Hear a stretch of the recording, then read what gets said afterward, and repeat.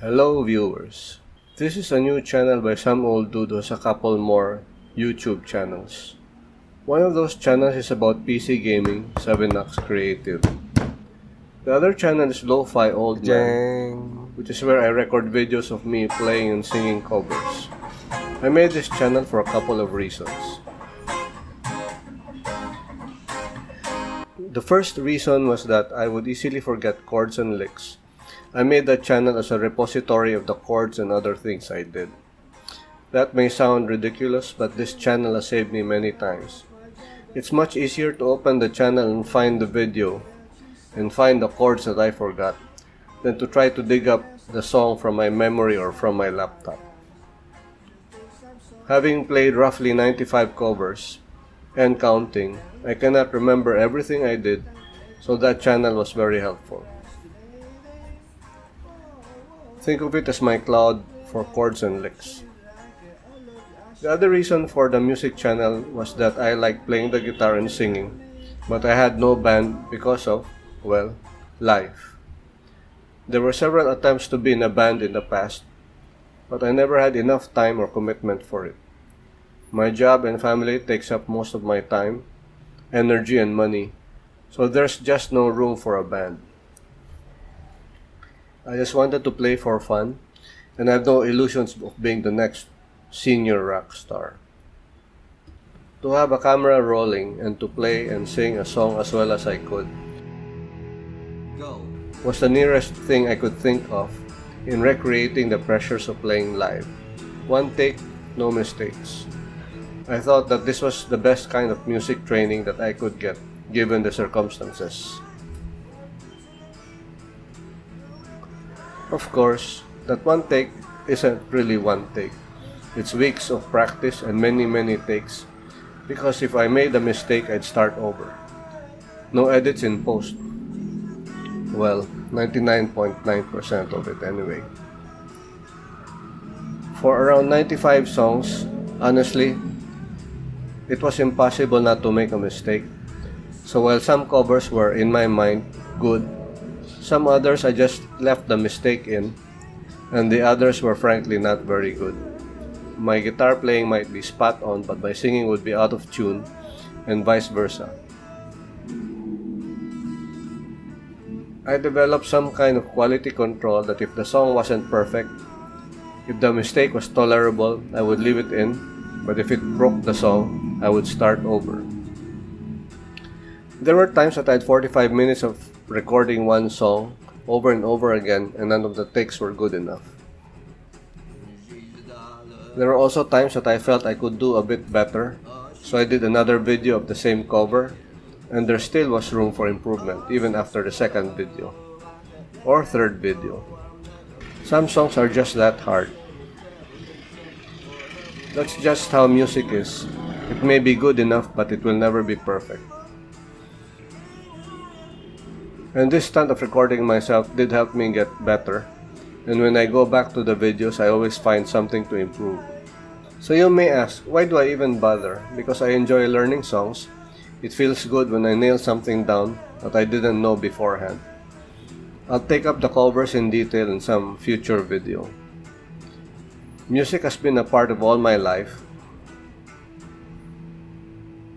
from the Beatles and Bee Gees of my childhood to trying to cover Polyphia. Lo-Fi Old Man was just for fun, and seeing the quality of production and execution of videos these days, I have no illusions of viral popularity, and besides, I played covers, there are copyright issues and stuff.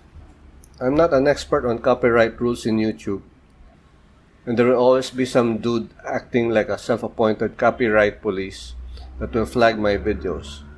I just do my best on video, publish it, and then I forget about the song and do another cover. That previous channel was called Lo-Fi Old Man because it had very low production values. I just used the camera and mic from my phone, then posted it, therefore, lo-fi. Playing in the living room where the family is moving about in a noisy urban neighborhood isn't also helping with the fidelity, so those videos are the direct opposite of studio quality. The old man part is self-explanatory. This channel is called, wait for it, Lo-Fi Old Man 2. What makes this new channel different? Because my old channel was created for my own use, the sharing was just to check if my playing and singing stood up to public scrutiny, so the old channel wasn't exactly made to be shared with everyone else, although it's there for anyone who wants it. Now the production values of version 2.0 will still be low, but at least it will be content meant for public sharing, meaning this new channel is being made to share, to inform, to entertain, to have fun, and hopefully to inspire. In short, it is supposed to be better written, better produced, and better edited for public consumption. Essentially, these are video essays. It will be about music, guitars, guitar playing, and probably other stuff that I'm somewhat qualified to talk about.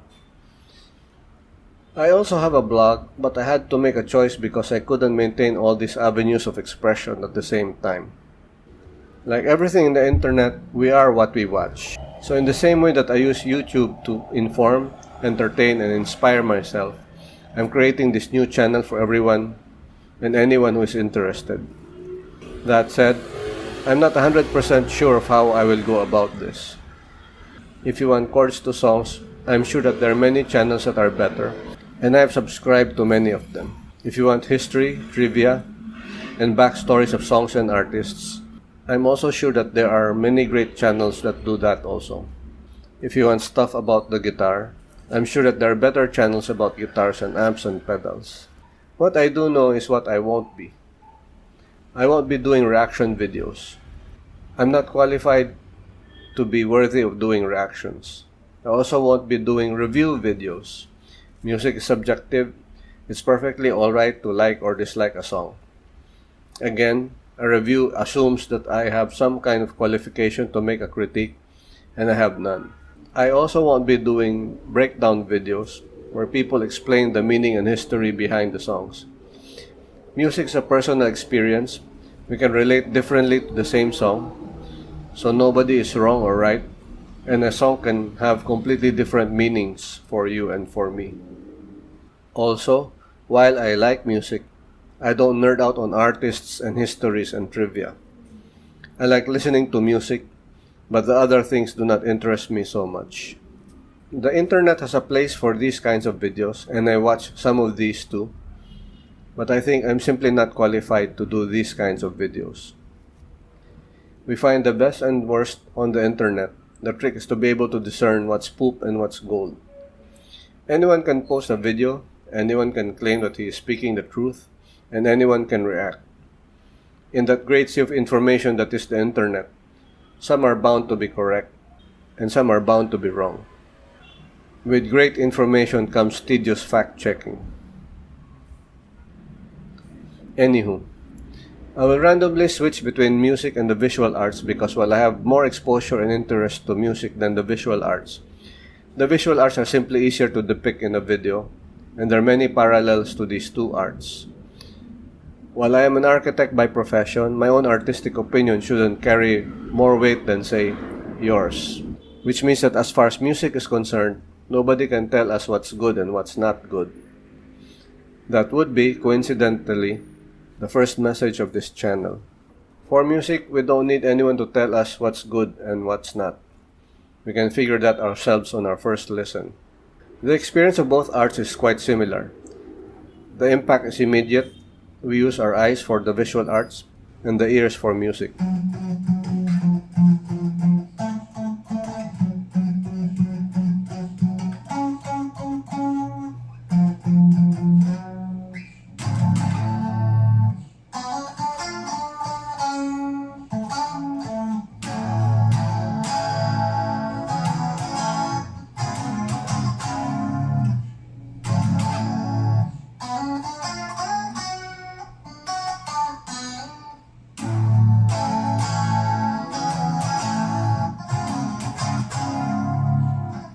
The arts are subjective, meaning that they are not subject to the laws of logic, science, and math.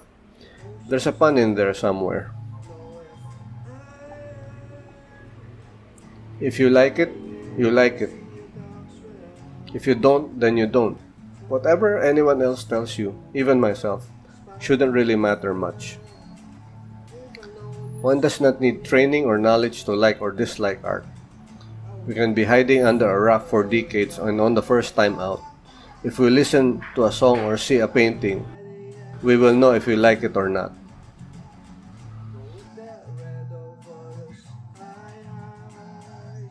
Yes, enculturation may influence a bit of how we like something, but if we have a fairly open mind, anything goes.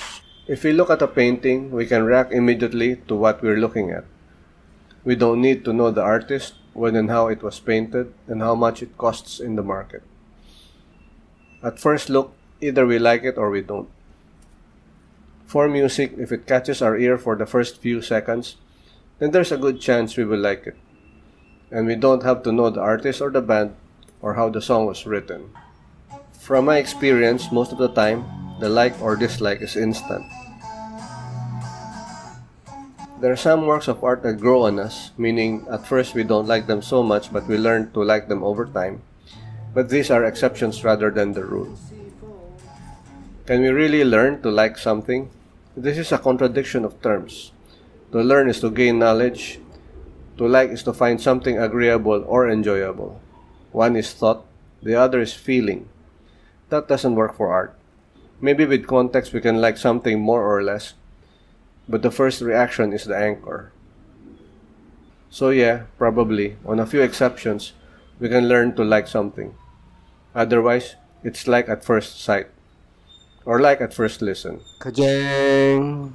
Humans generally like to belong to tribes.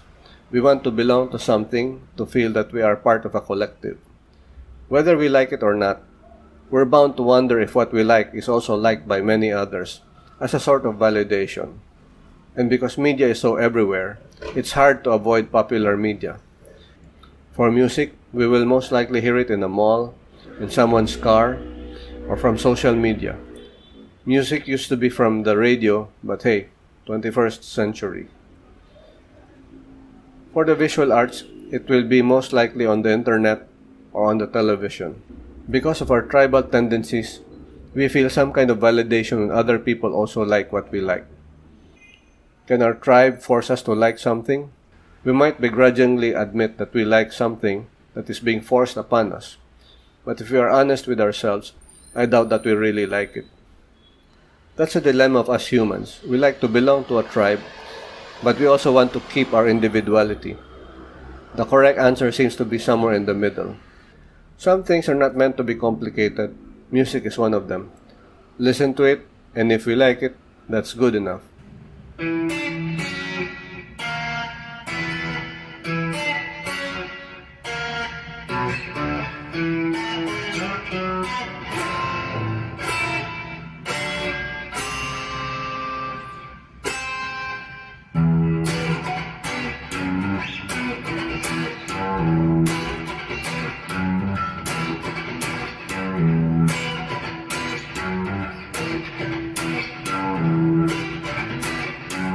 The interest in a song could bring us farther, where we dig into the artist, learn the song, learn the lyrics, and so on. But the first listen is what starts it all. Music is a gregarious activity in itself. It is an expression by an artist that can emotionally resonate with other people through the years and across the It is an expression by an artist that can emotionally resonate with other people through the years and across continents and cultures. We might make a song that we really like but no one else does. It's still good to our ears, but that opinion is not shared with anyone else. Is it still great music? Oh yes, just not a very popular one. It's up to us to measure how important outside validation is to us. Validation is that one-in-a-million situation where we're with our peers and we pull out our favorite mixtape or flash drive containing our best playlist for all to enjoy. But compare that to the decades of being in front of our own playlist listening to the songs that we like by ourselves. Yes, validation is great, but what we like is no one else's business. So anywho, this is a new channel, an opinionated one about music, guitar, and maybe sometimes it will be about other things that I have some authority to talk about. The point is, I want to share, inform, entertain, and hopefully inspire. For anyone who wants to watch and listen. And I remind again, no one can tell you what you like and don't like. Just play the song and let the groove move us. Thank you for watching, and I hope to see you again in the next video.